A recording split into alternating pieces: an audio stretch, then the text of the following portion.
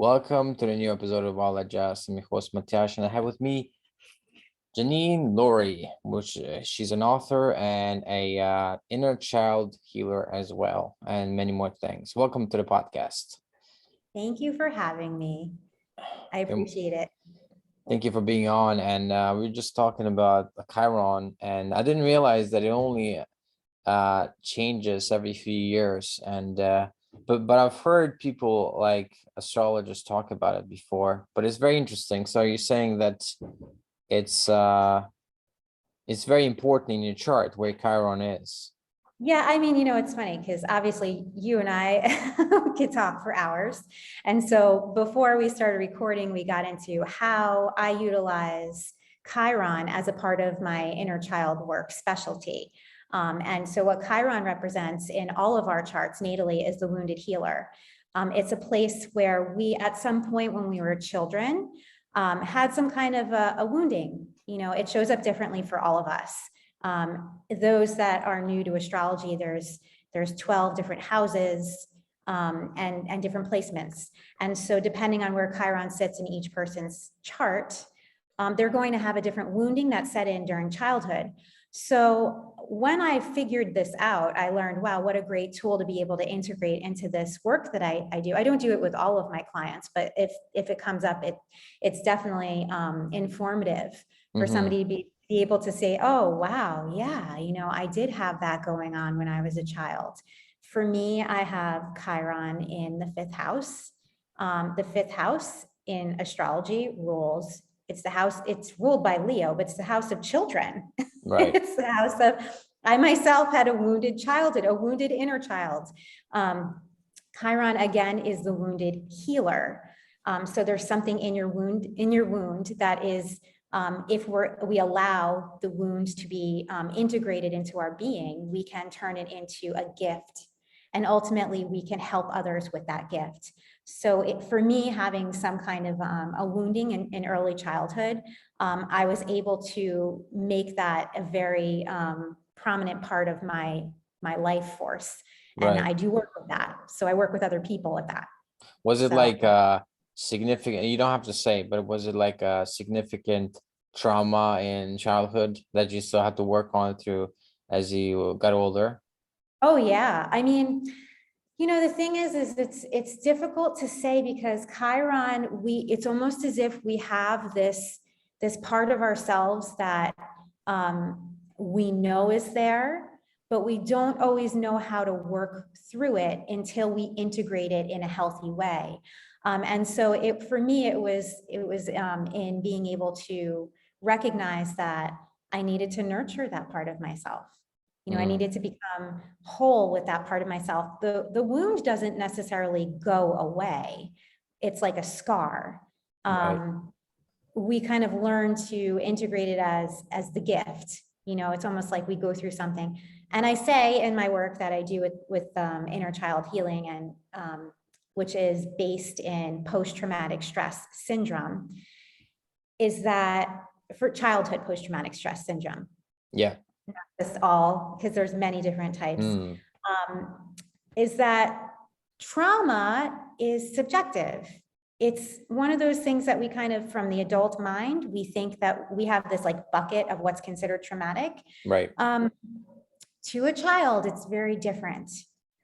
To a child, and so to use trauma in certain situations, it seems really, some people would be offended. That's Right. not that traumatic. But to a child, anything that leaves an imprint energetically that feels like it left them feeling not seen, not heard. These are the four. Right. We talked about the four pillars of a healthy child energy is to be seen, heard, unconditionally loved and accepted for all that you are, and that sense of belonging.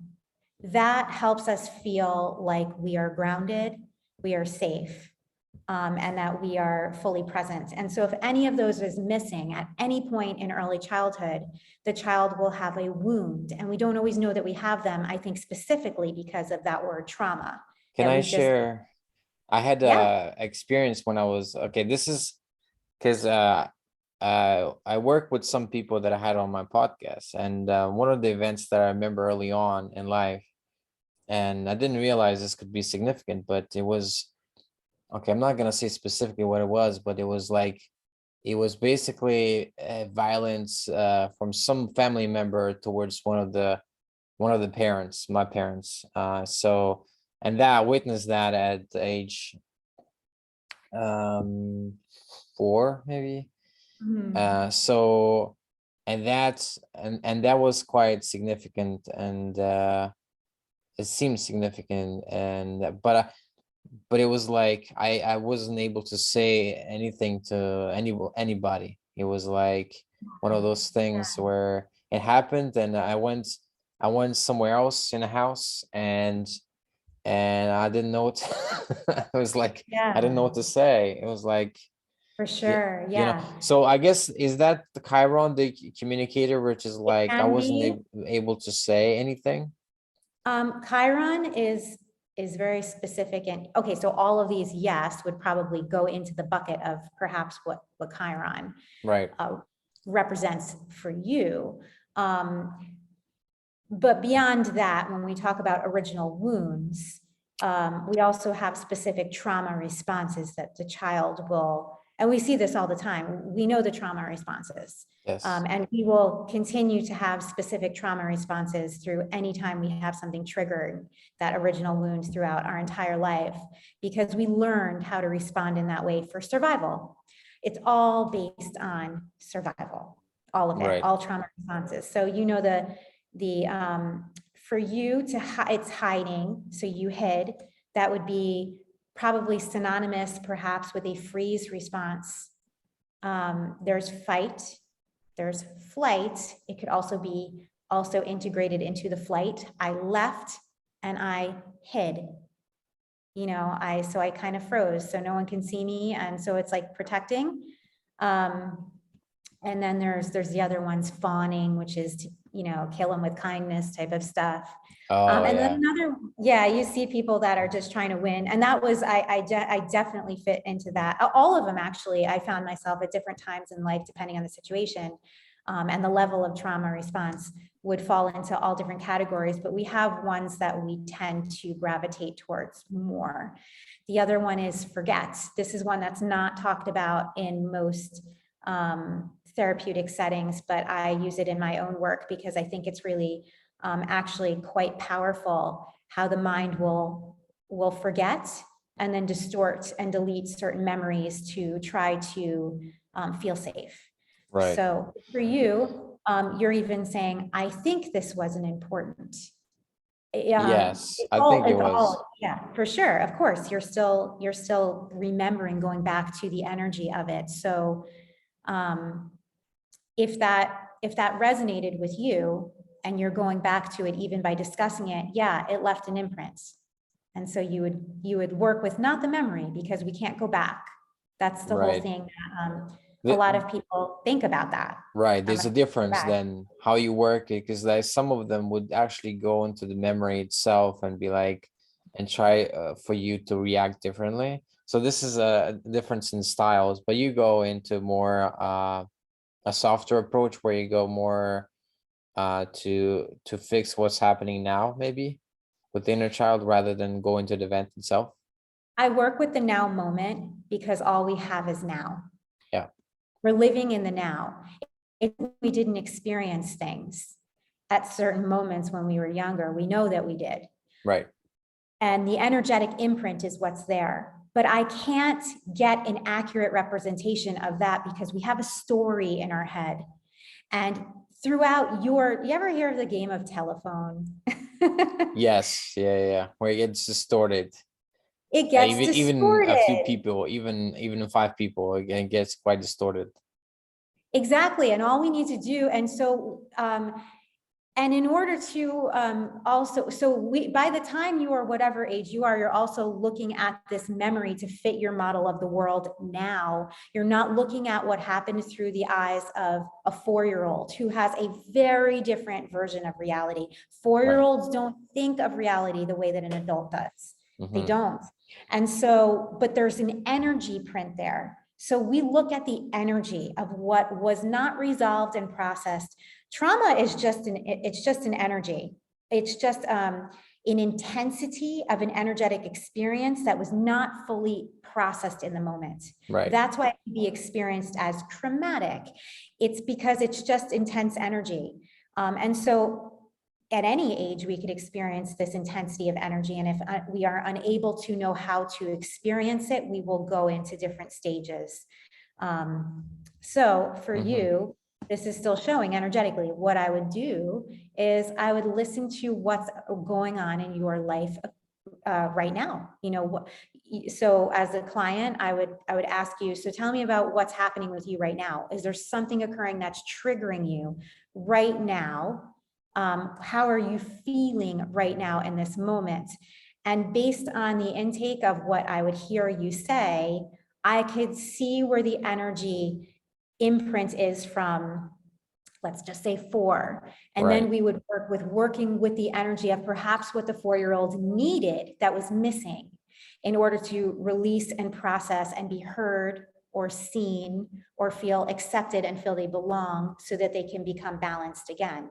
And All sometimes right. this takes more than one, a lot of times it takes more than one intake. I would say that I don't really know what to do. I'm in university, but I'm not quite feeling it. There's also sometimes with people as well, not feeling heard or not really quite expressing myself in some relationships, especially with my family. It's been quite because I stayed at home for like 14 months, and that was quite hard. And towards the end, there was some conflict that it was so painful for me. I wasn't able to quite express in full detail, but I don't know if it would be beneficial either. So I'm like, yeah, there's, I guess, reservation about that as well. So I don't know if that has any relevance. Maybe it seems like it does. It all has relevance. Okay. Everything has relevance. There's nothing that anyone says that doesn't come from somewhere. Everything is important. The child also needs to know that. Right. A lot of the times the child will hesitate to speak because they don't feel that it's validated. And so in this work, what we do is so what I'm doing right now is while you were speaking, I was writing down the bold statements that stood out to me. Okay. They were statements that I could not ignore. They were coming from somewhere. We speak in metaphors a lot of times, and what we're doing is we're unconsciously telling a story without even knowing it. The child is also, in my belief, in my practice, synonymous with the unconscious mind. So what we're doing with the child energy is we're allowing what's unconscious to become conscious. We're allowing a very safe space for what has not been heard, what has not been seen, to become open, to express. Expression is a huge part of this work. It's also a big part of what the child, perhaps in certain areas, which I did pick up on, there was an inability to feel it was safe to express at a specific moment. Yeah. And so what I picked up with you, and while I was sitting here writing while you were speaking, don't know what to do. This is a child looking for direction, but in that moment wasn't receiving it. Not feeling it. Cutting off perhaps from the feeling of emotion. Right. It was safer to cut off from that in that moment. Again, this is a safety mechanism. The child perhaps felt, I don't know what to do. What I do is I cut off because it's not safe to open in this moment. Unable to express with family. So what was creating all of that? Again, the lack of ability to express, which ultimately was very painful because I heard painful for me. The inability to express led to confusion, perhaps, because when you're little, when we're 4 years old, let's just say the age of 4, a child is not able to know what to do in the world. They're 100% reliant and dependent on the adults or caretakers around them.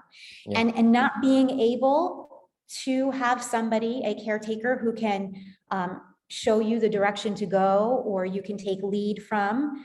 When we witness in early childhood a moment where we don't know what to do because our caretakers themselves may not know what to do, it actually can trigger a fear of imminent death. I know this sounds crazy, right? Death, you're not, but survival, right? If a child is unable to depend on their caretakers to tell them how to respond to an emotion or anything for that matter, it will bring up the fear of survival, which is death. This is why these wounds are so are palatable. This is why we feel like sometimes something happens and we literally can feel almost like it's imminent death.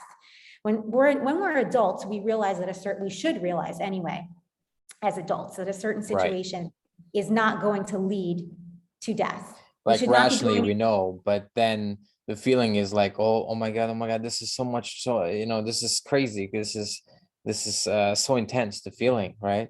Yes, as a baby, even think of a baby. If a baby is crying and the mother does not respond, what happens? The baby could die. Right. Same with the child. I mean, a child, I use this example all the time because I think it actually happens a lot.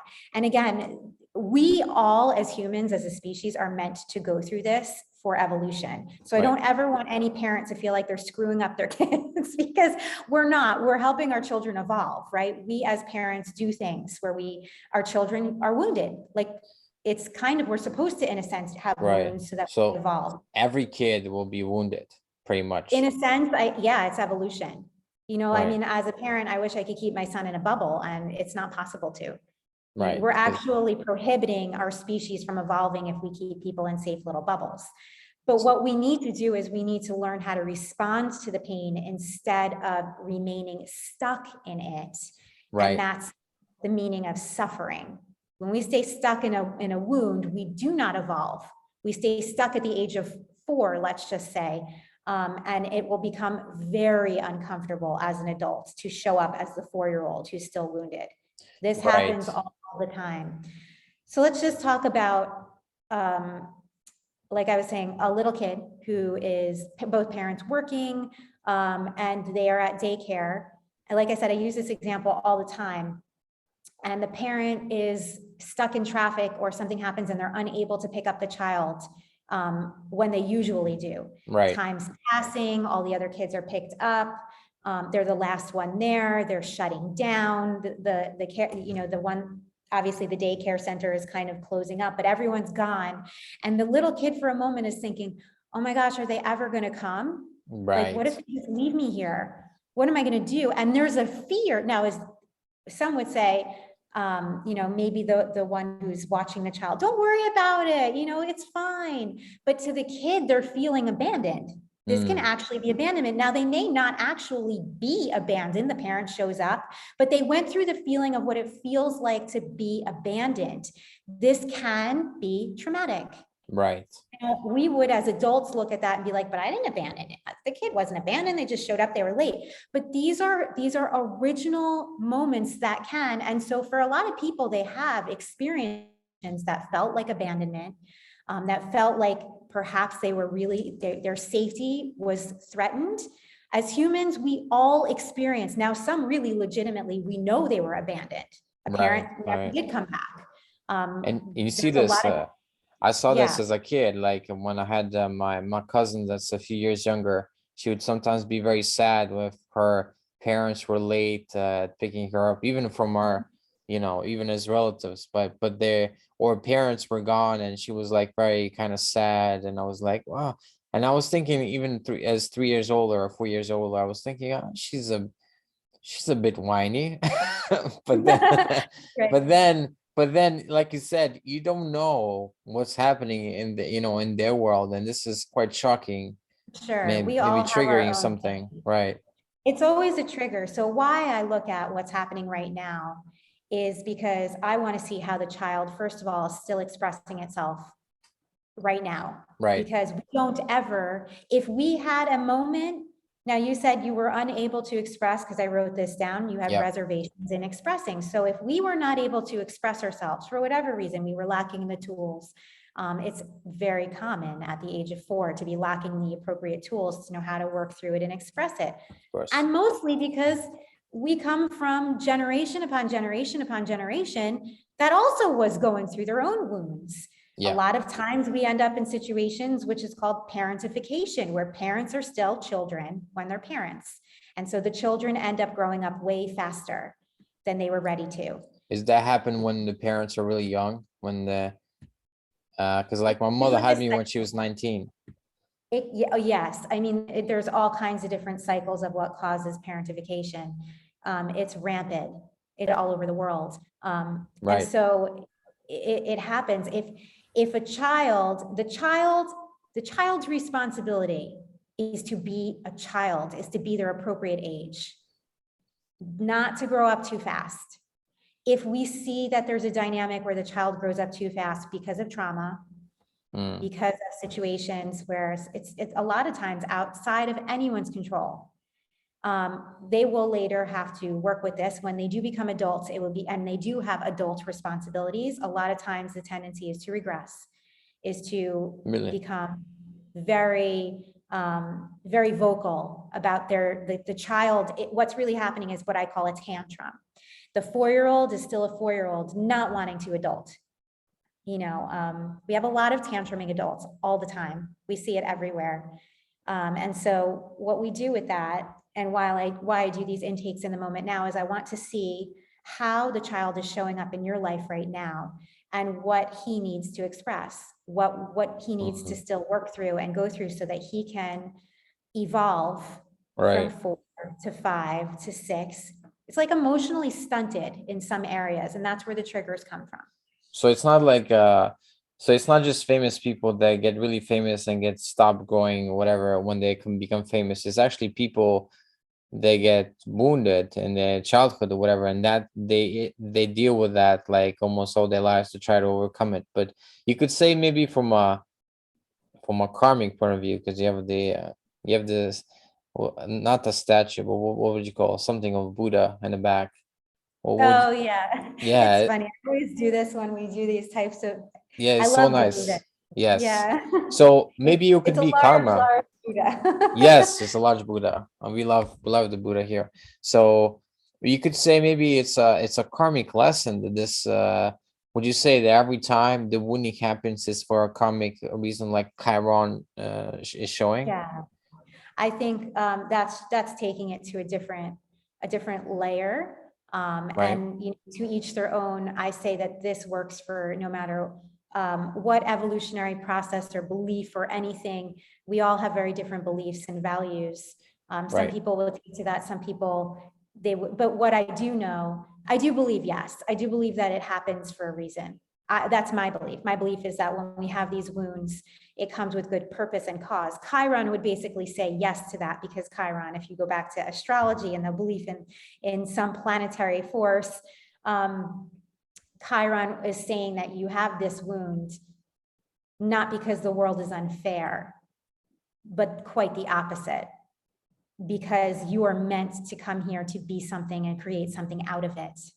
And if we're able to look at the pain points and find blessings in them, tragedy sometimes strikes, not just because the world is unfair, but because there's something in it for us to learn. There's lessons to be learned in all of these things. And can we take these lessons? Can we look at people that have really hurt us and wounded us? And maybe not to say, yeah, that's fine. Yes, there's forgiveness, but the deeper forgiveness is in the acceptance and understanding that there was something in this, that if it didn't happen, you wouldn't be who you are right now. And that is the bigger thing with these wounds. And I guess you can say on a karmic stance, that's evolution, because it's turned you into the very structure of who you are right now. Who you are sitting here as right now is because of your past. It's the foundation. What are you doing with it is the question. It's the responsibility that then is all on us though. What are we doing now? And and it seems like some people deal with it well, some people thrive, and like these people that have horrendous childhoods and all that, and they still, you know, make something of themselves. And then there's people coming from good families and all that, and then they get an addiction, and then they you know, Mhm. they may destroy themselves, destroy their lives and all that. For sure. So I don't I know think what, it's all subjective too. I right, think that, you know, I look at, I mean, really, it just depends on, again, circumstantially. Humans are fascinating creatures. We're really fascinating. I study human behavior because I want to understand exactly what you're saying. I wanted to understand why those that went through genocide, mass genocide in Rwanda, were able to sit next to those that murdered an entire village, family members, friends, and they were able to sit there with loss of limbs next to people that were doing that and say we're working together to try to heal this collectively together, and others not so much.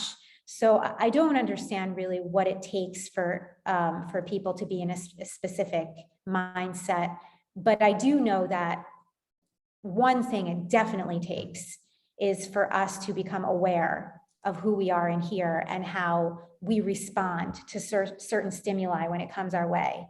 right, It is what it is. Some people respond to all kinds of different stimuli in a way where it does feel like a death, where yeah, other people are able to respond to, let's just say, a war, and they can get through it. I don't know. That's, again, humans were intriguing. right. Intriguing. It's kind of crazy because we had the World War II, and there was so many people in Auschwitz and all that. There was I forget his name, Peter something. That was a producer of the Johnny Carson show, and he was in a concentration camp for a few years, and he never he was German as well, so maybe that's why he also guarded his emotions, but also because of his experience, the pain that he felt as a teenager, you know, spending 2 or 3 years of his life, you know, in concentration camp, you know, and then I don't know, that stays with you forever, I think. Absolutely, it does. Absolutely, it does. And it's foreign to us right now, most of us, because we have not experienced it. So we create a story of the experience in our minds. A Right. lot of what we have in all of reality is also a story, and the mind is extremely powerful. And so we have a lot of collective stories. We also have a lot of family. I guess DNA is a big one too. You know, we Mm, inherit our family's patterns and stories, and there's certain systems that we become a part of. Again, we work with what's showing up right now. I couldn't speak to somebody who went through the genocide in Rwanda the same as I'm speaking to you right now. They have a very different energetic reality. And yeah, so, can we still go back to their wounds in regards to what's happening in the moment? Always. There's always original wounds. And so, why I also believe in what I call original wounds is because I believe that we come in here, the child energy, which is also synonymous with the subconscious mind, and what right, I would deem as our divine life source, like source energy, life. Some people call it, you know, chi, whatever you want to call it. There's all kinds of different, I call it connection. mm-hmm, I feel that the child energy is the most pure space that we have within ourselves. mm, It is synonymous with consciousness. When we're able to tap into it, why I go back to that space is because it's also the last time I believe, before we were wounded, that we were connected to that. We were mm, separated from it at the moment of a wounding. Now, there are many different woundings. It's not like, oh, one happened. Sometimes with extreme trauma, we can absolutely separate. right, Something checks out, and that's what we're trying to do, is to, in a sense, I call it remembering, not remember a memory, but remember, like putting the pieces of you back together to reintegrate you right. with consciousness. So how do you do that? How do you start to do that if somebody is really I mean, I messed up, but then so a lot of people are messed up as well because their childhood, there's this trauma, and you know, it's still showing now, and I don't know what to You're do. not messed up. You're perfect exactly as you are. We all feel like we all do what would be deemed as mistakes. That's the whole part of this, is also Sure. forgiveness. Yes. Forgiveness to the self, you know. Right. But So, anyway. so have okay. So having more of a forgiving attitude towards oneself, that's a good start. So you don't come from Yeah. the what they call in psychoanalysis the super ego, where you like judging yourself harshly about the way Yes. society sees you, and you're not successful, and you're not married yet, you're not this and that, This is what I all that. call the inner critic. What Right. also happens at some stage of development is the voices. So again, as let's just talk about a young child. They are learning now. They have, before they have separated from consciousness, if there was a wounding, or even at the age, there's certain, and psychology follows this paradigm too. If you study psychology, there are certain ages of development where you know that the psyche of a child begins to develop an Right. ego. They identify as separate from the mother. I believe that this begins to happen at officially at the age of 7. A child will separate completely up from the mother at the age of 7, realizing that they are no longer the same. There's a difference. Like, I am not mom. I have my own thoughts. Now, while they're identifying as a self, if there are those words that are coming from external experiences that feel like they're not in alignment, sometimes the child will take those on as their inner voice. This Right. is what I call the inner critic. The inner critica is, you're stupid, you're Yes. dumb, you're fat, you're all these things that we self-sabotage ourselves with us. They're not our voice. They're not us. They're external representations that at some point somebody may have said to you, you're an idiot, just even jokingly. And how much did you really take that on and say, oh my gosh, I'm an idiot, or maybe I'm not. All these things, these are the self-sabotaging talk. This happened early on. So we really try in this work to quiet that voice Right. and to bring a different, What more authentic voice what in. happens if you actually are ugly? That you're like, people are No saying one is. What is ugly? What does that even? Socrates was apparently short and ugly. But what is ugly, right? Like, one minute somebody will say that, at one point being a little chunkier was the most beautiful thing, until being so super skinny was. What is it? It's Right. Right. subjective. It's based on a conscious external belief, and we take that on as Well, what we feel we should the be. Elephant Man, I don't know if you know the story of Elephant Man. He was very deformed face. This is in Britain, like 100 years ago or so. And he was, he was shown, paraded around as a freak, but he still found found a way to compassion and forgiveness of other people. And then he was almost like a saint-like, Yeah, you know. exactly. I mean, there's so many stories of that, and it takes quite a soul to be able to get Yeah. the confidence within to not care about all of this. Right. Right. To not care about how we show ourselves. It's big work. We're really hard on ourselves, because again, if you go back to the original foundation of what the child needs, sense of belonging is huge. So we will care about what we look like. We will care about how people perceive us, because we don't want to be thrown out of the herd. Right. We want to feel like we belong, because abandonment is survival. We don't want to feel like we are going to, again, go back to the fear of death and survival. If we're thrown out of the pack, if we don't belong, then we could die. We need each other collectively as humans. We actually do need each other. And so that's the child still coming through saying, I want to fit in. I want to Right. look Right. good. I want people to like me. That makes a lot of sense, because I remember last year, I was all my classes were on Zoom, and there was obviously, as you know, there was an election in the US, and everybody in my class seemed to root for One Direction, and I was rooting for Mr. Trump to win. I also had a bet that I lost, unfortunately, but anyway, so, and then, but I didn't say, because I thought, what purpose would it be me saying it in front of the whole class, because then some people would see me differently. So there's a kind of self-censoring that goes on a lot of Oh, times in social it's happening right circles. now. if you begin to see the patterns of the wounded child, myself too, I understand this work. I still see myself moving into the roles in and out, moving to a foreign country. I've seen the sense of belonging happening. I've seen how I felt myself going, my own wounds. I mean, you ever want to see where your wounds are? Move to a new country. Move someplace where you know no one, where you know nothing, where you're in a complete, and I say foreign place because it's very different here than where I come from. Right. And you'll see right there, oh yeah, that's what wants to come up. That's what's showing. So when you moved, sorry, go ahead.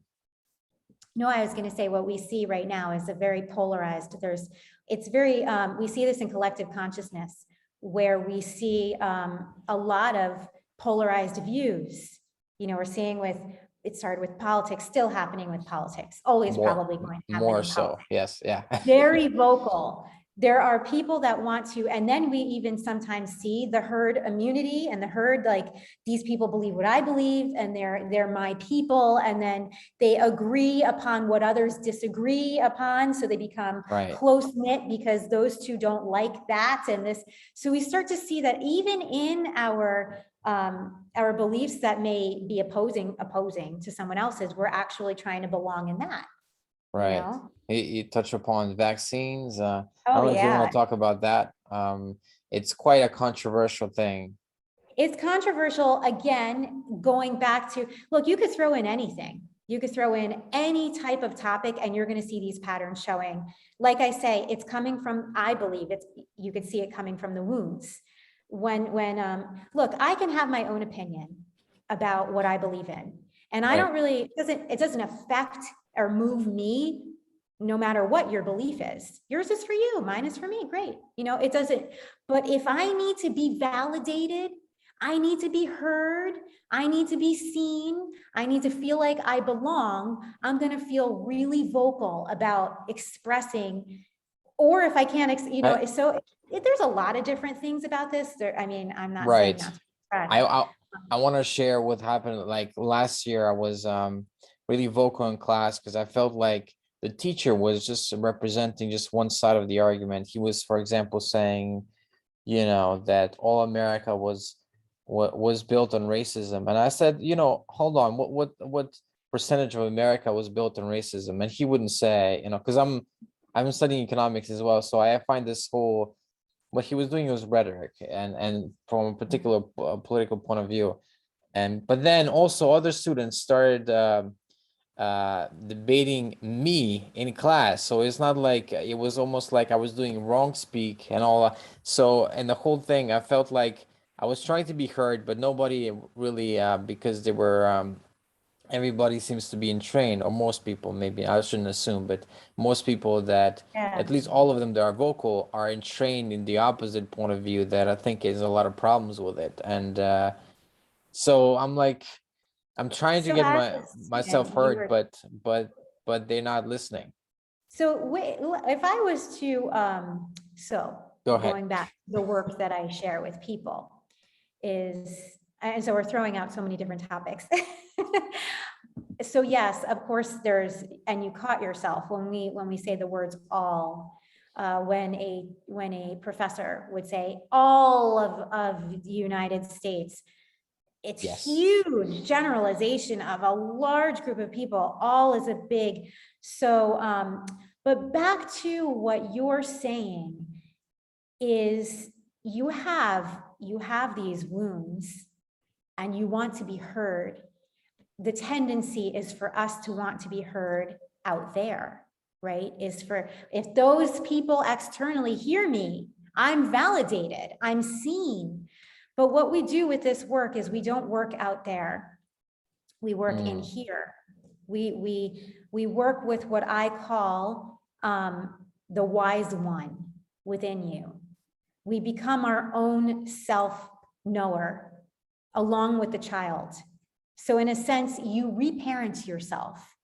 You begin to be the wisest one, the one that knows, the one that can listen. If the child, so who wants to be heard and seen is the child. Right. The child has something to say to someone. It doesn't perhaps have anything to do with politics. Politics is an illusion. It's a story. Yes, it's there. We have views, and yeah, it's not just that though. Express them. But first, before we do that, what is not being expressed for you, for yourself. That's where we work with this work. Okay. Not to say not to have expression and be vocal about our views on, let's just say, vaccination or politics. I'm not saying don't share. I'm not saying don't stand up for your beliefs. No, of course, that's a part of this. But before we do this, before we go into that, let's see who really needs expression. Let's see what our true voice is within ourselves, and let's really listen to that. Let's really work with that part of ourselves that is feeling like perhaps they don't belong. Do you belong within yourself? Right. Are you hearing what does the child need? You know, ask these questions. What do you need from me right now? And how do you ask that? You ask it. You ask it, just You ask it. You ask it. I mean, of course, if we were doing a session, I would go into some guided exercises, but we won't do that today. I'm giving you just the Right. tools. You would work with identifying first and foremost who it is that's showing up. It sounds like there is a 4-year-old that definitely you brought. Oh that yeah. up quite You know what I noticed as well? Like recently we had a group project as well, and I was throwing out some ideas and I felt none of them were getting heard, and I was starting to get pissed off, really. Like, So you see this, you're going to see this coming up. Like, what happens when a 4-year-old isn't heard? You see the tantrums. yes. You see sometimes you see a little, let's just go over how children behave. Sometimes you see a child that becomes very shy. They don't want to talk. They become very quiet. They freeze sometimes, the shyness. On the other end of the spectrum, you can see the temper tantrum, attention seeking, screamer in the corner who has to have a timeout. You know, the teacher's like, I can't deal with this right now. You go in timeout. And I'm not saying that that's not appropriate, because sometimes a timeout is absolutely necessary. Right. Until the child collects themselves. They can't be interrupting and screaming and throwing things, you know. This happens a lot. What usually doesn't happen in these moments is getting to the bottom of the expression of why the child may become very shy and quiet. Right. Why the other child is like throwing such a blown out tantrum. And then we see these things again happening later on in life, where we have somebody who just like becomes so triggered by a statement that they, you know, spew out words, and they become very aggressive, and, you know, and said, or, you know, people in cars is a great one, watching, you know, people giving each other the finger and speeding up and slowing down. We see that happening all the time. Those are not conscious adults. That's the wounded child. It's a circus. It's an Animal Planet, as in displayed on the road as humans driving cars. I mean, I look at it as a filter. Well, I look at it this way because, and I know, like I said, I have a background. I studied psychology. I study human behavior. I don't even think that you need to even know any of that just to look at this and be like, yeah, we can even say in certain conversations, it even comes up sometimes, we're like, they're just acting like such a child. Yes. No. And they are. And exactly. And so look, governments are built on this. I think this is what's happening globally right now with people standing up to their government, is when we think of systems, when we think of the government, when we think even of, you know, those that are in charge, it's like a parent-child relationship. Right. So the governments have shown that they don't know how to care for their children. And so an entire group of children are basically trying to become the parents now, because they're like, we don't trust our authority. Our authority showed weakness. They show that they do not have our best interests at hand. So now we have a bunch of, you know, disarray happening because they, and rightfully so, don't trust those that are leading them. But I don't know if it's entirely accurate to say that the government is the parent, and because obviously a lot of the citizenry are, how do you say it? They are adults, so it's like they're disagreeing with. Are they? Metaphorically speaking, what is an adult? What I'm saying is that I'm speaking metaphorically and energetically. Yes. Metaphorically, we will look at those that are creating the rules and creating the systems as a child would look at in authority. It's authority. Right. They are in charge. The government that's making the rules is in charge. If the government shows that they are not looking out for the best interests of the people, I'm not saying they're not. I'm just saying, looking at it from a perspective of why there's so much disarray happening is because there is doubt. Yeah. There's doubt that that's what their leaders perhaps are doing. So, and Yeah, of course. we're seeing this on a massive scale. Yeah. And you said you moved to a different country. Yes. So is California, you were there before, right? Because I used to Yeah. say years ago that California, man, is getting worse, but I couldn't foresee that it was gonna get so bad. I don't know. I think again, like, it's just subjective. I Yeah. love California. I absolutely do. I just felt like there was a calling to move elsewhere and for me, I'm very big on learning, and I feel like I extract a lot of what I need to do for myself through my world around me. And so I wanted a different experience. I like traveling too. I like learning from different cultures. And so Panama came up as a possibility, and we said, okay, let's try it. So it's very different here. It's very different from where we were coming from in the United States. It's also a very new country. Right. It's a country that's only been around for 100 or so years. Like, it's evolving.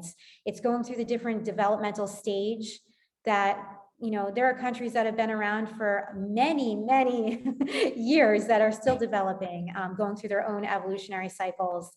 And so it's different, it's a different culture too, a different mindset.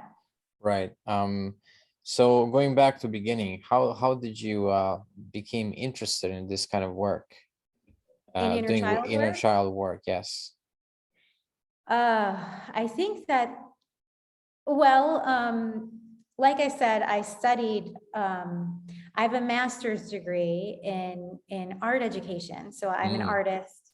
I illustrate. I've always, like, the arts for me has always been extremely therapeutic and healing. Right. And I kind of feel like, for me, art is like a form of meditation. It's a form of connection. And so I think that I kind of fell into doing this work without really consciously knowing I was doing it my entire life.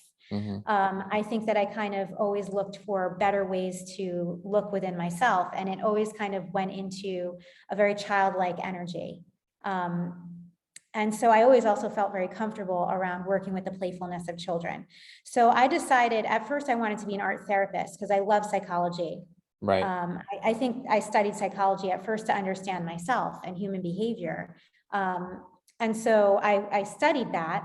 And then as an art major, thought, well, is there a career in this? And I thought, well, maybe I'll go into art therapy. At the time, there was only one school in the United States that was just kind of up and coming for art therapy. And I thought, there's one school. And most of the careers at that point were, people doing craft activities at nursing homes. And it just wasn't really what I wanted to do with art therapy at that point in time. So I chose not to go into it, mostly because I really wanted to be able to have a career where I could take care of myself. So I thought, well, what do I love to do? I'm really good at art and I love children. I'm going to be an art teacher. So I got my master's degree in art education, and still alongside it also practiced and understood psychology. So I went into being an art teacher, and while I was an art teacher, just always found myself, the kids I went all the way, early childhood, preschool to, I guess you can say high school, and then some college courses too. So I taught a lot. And I would always find myself as the teacher that had the kids with problems hanging out in my room, coming to me for help. Like, they would always, come in, and they felt safe in my environment. And I remember just watching different dynamics from all the different age groups, and just seeing how different patterns would set in early childhood. And just recognizing the connection that I had myself to this, the different stages of development and the difficulties that children from all different walks of life. I mean, I worked in inner city schools in elementary schools that were so difficult for these kids. I had to bring all kinds of food in for them and clothing. I remember that they, at the very young age, were dealing with anger management issues where I couldn't use sharp pencils and scissors in some of the classes. Oh man. Because Is this inner city in Los Angeles? No, I made a pit stop for a few years in Maryland. Okay. And so I was working in a pretty difficult school in Maryland.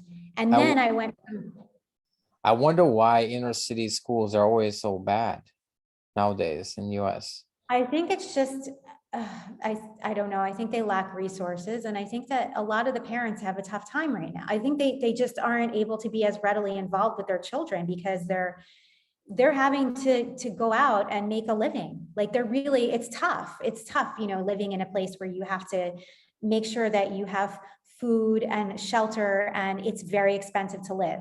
Right. So, and also a lot of families are now growing up with single parents, either mom or dad, and it's like divided families and having just one parent, and that parent is off working. Even if it's half of the day, it's like, I don't know. And you're gonna get the other parents as well. It's tough for the kids.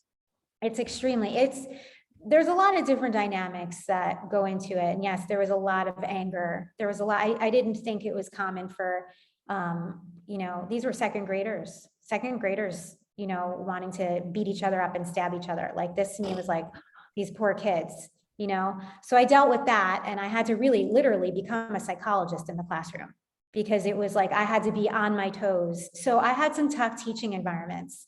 And then I went from that to, I moved out to Southern California, and there was only one teaching job available, and it was in a very prestigious private school. I mean, very, very wealthy, prestigious private school. And still there were problems there, but very different problems, very different social problems. I saw the other end of the spectrum. Which is? Well, I saw that there was still this need with all that they had, all that they were given, this need to fit in, this need to belong. They had all that they had, but there was rampant depression. There was a lot of kids that were extremely depressed, Wow. not able to have the glorious lifestyle that they had. They lived in the most amazing place, and still they were depressed. Still, they didn't feel like they belonged. They were trying to do everything externally to feel that they fit into society. And so that will leave you in a different kind of a wounding. Right. It seems like every kind of childhood, either one will leave you angry or the other will leave you depressed. It's not really it's just no, that I'm just making a we generalization. fool ourselves into thinking that it's we could go one spectrum and things will go away. I think a lot of people will strive for certain things, thinking that if they were to go to one area, that will just go away. So I studied. The grass is greener on the other side. The grass is greener. It's to say that, again, we're all human, and the human experience, again, it's the human experience. We have a multitude of emotions. And so I saw the same emotions manifesting in both situations, which was, it was intriguing. The only difference, I think, with the younger ones that I saw from the inner city school was that they were experiencing it a lot younger. They were going through expressing anger a lot younger than the kids that were gifted as much as they were given. They had kind of a very sheltered early childhood. And then when they became older and they needed to go out into the world wasn't that way. The world had a lot of things that they were sheltered from. And so they had to experience that. So what happens when you have clients come in and like I said before, I've just had limited experience with dealing with inner child, but it seems like what you deal with is on a consistent basis. It's not just 1 or 2 or 3 sessions. You have to have clients commit to multiple sessions. Yes, absolutely. So you went back to how I got into this. And so my own process was my teachings. I went through many different modalities, I studied with all over the world, all kinds of different teachers and healers, and, traveled to South America, working all over, the Andes Mountains. You ever took the drug? You ever took the, what's it called? No, not ashwagandha. I always, Ayahuasca. Right. Ayahuasca. You ever I took did that? work with certain plant medicines, and I found a lot of healing through that. But again, came back to this as my choice method of of healing. It's just, for me, the real journey has started with my own work, with being able to, again, understanding psychology, understanding all these different healing modalities, Yeah. working with the unconscious mind and different techniques. It always came back to the child. It always, for everyone, even in a counseling session in psychology, we always talk about, well, early childhood. It's a known thing that certain things, when people are really going deeply into something that's going on, it goes back to childhood. Yeah. And so, myself included, that the healing would be set there, that there was something in the purest essence of being a child that I found magnetic, that I would go to watch children, and they were free, they were liberated, they would play, watch a 2-year-old, they're in the now moment, they're very free. So there was a beauty in that.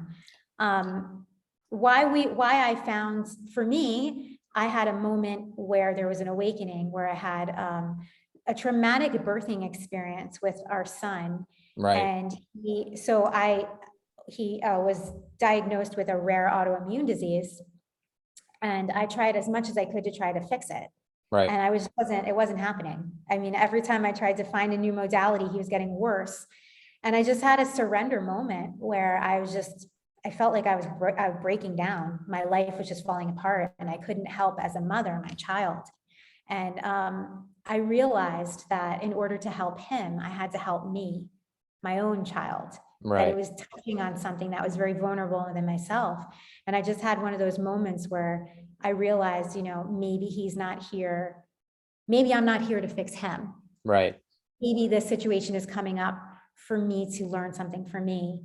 Maybe it's me that I need to work through and work on. And then I did my own work, my own inner healing journey. And the whole process just started to unfold. So why we do multiple sessions and not just one is Yes. for a variety of different reasons. First of all, we're dealing with, again, the child. The child is the most vulnerable place that you could go to. And a lot of people will not even if they think that they feel safe going there, they won't let you touch it. You need to build a lot of trust, so that person who you're working with feels like they are safe. The child needs trust, not just with me, I'm just a guide, but with that wise part of yourself. We need to teach you to open up to that. And it takes time. It takes time. And then beyond the trust, we need to also uncover what the original wounds are. Again, time, because we have these walls, and perhaps some walls are a lot bigger. And sometimes it's like, I want to heal, but I don't know. We build the walls around us. Yes. The walls, they're unconscious walls. Some people will deny that they're there, but they are. And they will go into their patterns, their safe spaces, and it's happening on a very unconscious level. This is the thing, we could think that we're unconscious, but we have our blind spots. So the blind spots are in place for protection. They're protecting that very vulnerable place that does not want anyone in. It's the safe space. Yeah. So we need to be able to build that safety, that protection, so that that part of the self feels like they're able to let someone in. Then beyond that, we begin to uncover the original wounds and help you work with what those wounds are. And then we're building new beliefs and a new foundation. So it's a process. I won't work with anyone for shorter than 4-week sessions. Every week, 1 hour. Every week, it's consistency. So we also have to build consistency. So I do sometimes have those, sometimes a client will do something called running, which is they will attract all kinds of distractions. Oh, I can't, I have a meeting, or so sorry, I forgot about my session. You know what I mean? Oh, it's just really busy. Right. This is the unconscious things that will come into play when a child is feeling like they're just not ready to go to that depth yet. Right. Too afraid. Like, I'm not gonna go into deep waters yet because it's too scary. And the irony is we don't ever touch anything. It's very gentle. I mean, the work we do is like really loving, really gentle, really sweet. It's like, but energetically, we have to get the child to realize they're not in that anymore. They Right. don't have to. And not only that, there's a part of you that is very aware and conscious and in control. When those that are afraid to move forward are going into that space, it's because the child is afraid of being, abandoned. But you are an adult now. This is why you're able to be safe enough to work through it. You can handle anything that's coming your way. You're an adult. Theoretically, we are able to handle everything, but then in reality, we're like, oh, I'm afraid of this. I'm afraid of this. You And know what? But you say theoretically, but you can handle anything. You can handle anything. if I want to, yes, Yes, you yes, right. can handle I can. anything that comes your way because you can handle it at an adult age. What I'm saying is you're an adult now. You are your own, mechanism. You have your own beliefs. You have your own. You can find a way to work through it, even if it means reaching out to somebody who can support you. It doesn't mean you have to do it alone. Right. It means you can handle anything. You have within you the resources to know and pull from yourself what to do. And sometimes what to do is to call and elicit the support of somebody who can help you in this moment. Doesn't mean I have to be by myself and do everything. Now, we support people, of course, to figure out how to be their own guidance system in any moment. But sometimes being that means I need to reach out to somebody and get some help in this. I can't do that the way that I wished I could. Yeah, that's right. You don't have to do everything alone. And I was reading this quote the other day. It was like, no, yesterday. It was like that one of the greatest gifts in life is the acquisition of friends, because friends is like people that have your own best interests at heart, at the foremost. So I think in this world, like right now, especially with the COVID lockdowns and all that, some people that are not online and all that probably felt more alone, and that It's isolating. yeah, Absolutely. I think that, I've gone through my bouts of feeling like I didn't have the support of a lot of friends. I've always had some really close people that were like my people for life, right, and just to have a few. But when you move to different places and you also are unique, it can, you meet some people you mesh with and you meet others you don't. But I think that, again, that sense of belonging, that's what it's coming from, that sense of feeling like we belong somewhere with someone, with some connection. I think it's that seeking, again, divine connection. It's our life force. Humans are that way. We need connection. yeah. I've had that experience too. I've moved to several countries and now live in UK, which is not where I grew up, and live in a new city. Been here 5 months, and yeah, it's new, but I do find myself adjusting, and but it's quite different now, because university, you go to university and everybody's masked. Like, I'm not masked, but everybody else, like even the teachers. So oftentimes I know what they look like physically, but sometimes I don't know what their faces look like. I still Yeah, know. I think like the truth of the matter is, and this is something that I think that this does, again, come in with the work when we talk about masks. Yeah, The more wounding that there is, the more that there will be a mask to put on, because the child feels unsafe showing their truth. right. They feel unsafe allowing someone into that space. And I think that collective consciousness does it quite a bit. And that just is what it is, that there are moments where we feel like we can only know so much, right?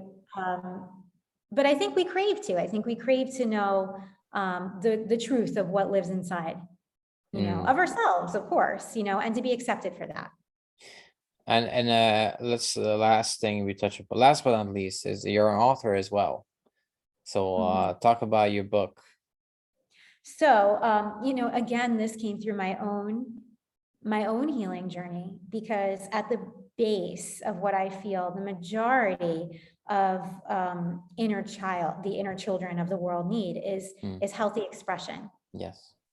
I think healthy expression in whatever modality is a necessary part of healing. So for me, I'm an artist. Like I said, my artwork has always been my voice. It's always been my expression. And I started out on this journey creating whimsical children's books. They're more or less, they're, I guess you could say they're conscious raising, conscious awareness children's books, but they're really children's books for adults.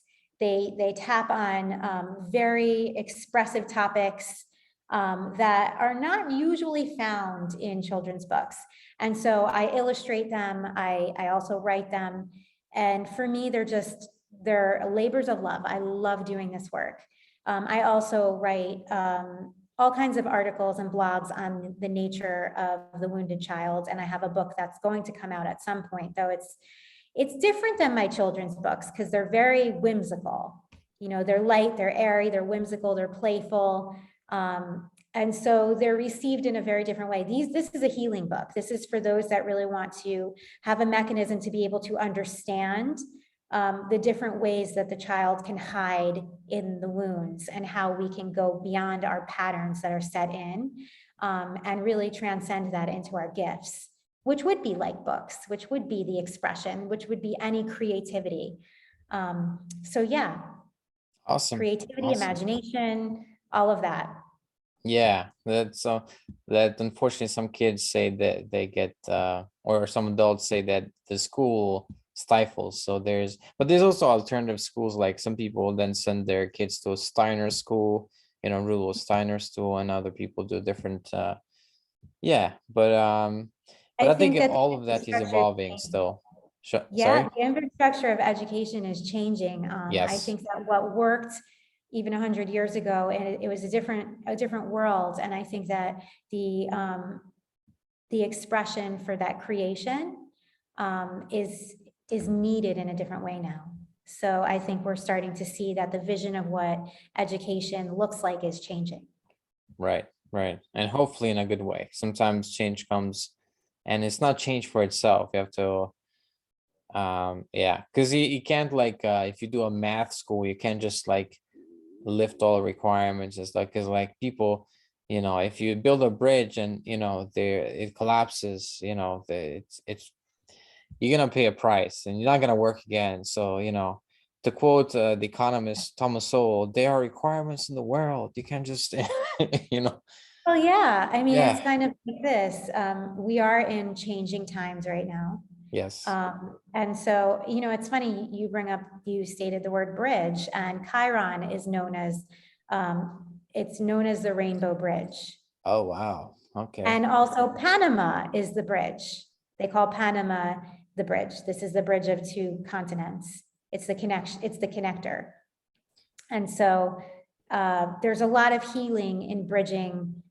It's not, the bridge is the connector. It's to take one foundational principles and to bridge to something new, to something else. And so Chiron is basically saying, what is it that we could bridge that we've gone through out to the world? How is our pain points, Right. the deep essence of something that we went through, contributing to something that we can share to help shift others?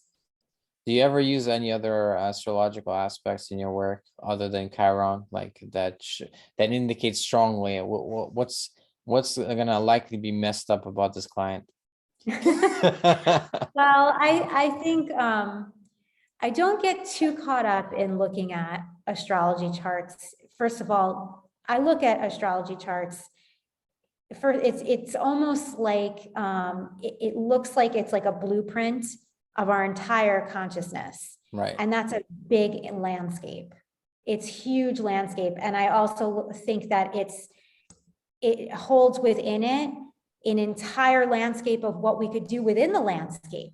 There are many, many different ways that something can manifest and someone can manifest of. There's so many different ways that something can show. Right. So I like to look at it. It's fascinating. If I was going to look at anything, mostly because I don't really like to look at personality types, because I just think that we can shift and change. I wouldn't be in this change work if I didn't believe in that. Right.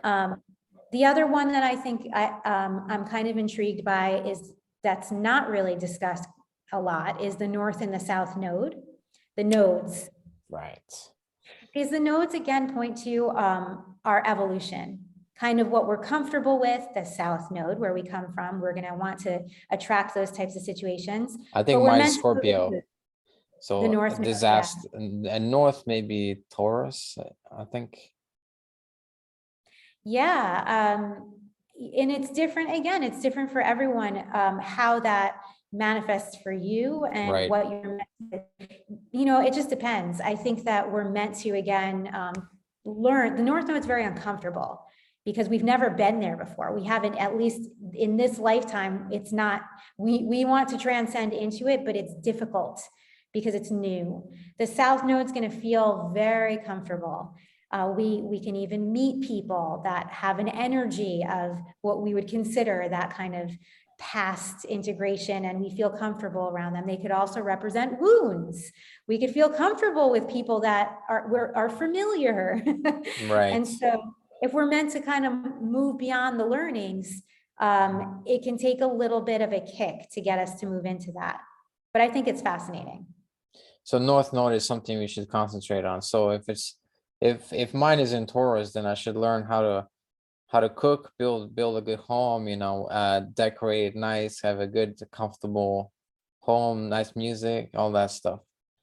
Well, it just depends. It also depends on what else aligns with it in your chart. If you have any aspects, it also depends on what house. I think more so the house is actually more fitting. For example, my north node is in the 9th house.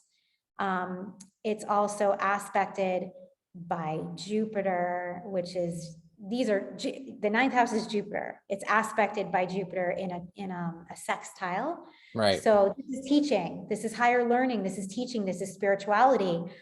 This is to evolve into somebody that perhaps is comfortable with the south node in Pisces. It's also in Virgo. The south node in Pisces, I'm kind of meant to move beyond and create structure in these types of spiritual teachings and awareness, in a very Jupiterian type of way. So, and Right. perhaps moving to foreign countries, learning different languages, while uncomfortable, at some point in my life, I was meant to do that, which I am doing right now. So. Awesome. Well, here we are. So where can, if people want to find you and have sessions with you, where can they find you? They can find me at thesecrettolifeinstitute.com. It's just, you could Google Secret to Life Institute and it's there. And then, I have a following on Facebook, and soon to be probably going to be creating the Institute through our platform, which is going to be virtual classes and programs where people can actually learn this on their own. So there's all kinds of different ways that I can share with the inner child, and how it shows up in all different aspects of life and what we could do to become conscious of it. So the child can be healthy, because the child doesn't just go away. The inner child is always present with us. The goal is to have a healthy inner child, and to just work with those wounds so they're not running the show. It's amazing. There's more and more resources for people who are, if they're just willing to search and see, and yeah, it's amazing. So maybe this will be, in a way, a podcast like this will be a bridge for other people to find information, and people like you. Yeah, I hope so. That's, again, it's the bridge. It's in bridging awareness. It's in, the more people that are able to become at peace with that part of themselves, the better world we could be in, I believe. I believe it's about finding that peace. So there we go. Jenine Lori, everybody. Thank you for being on the podcast. Thank you for having me. It was fun. And thank you, everybody, for listening or watching.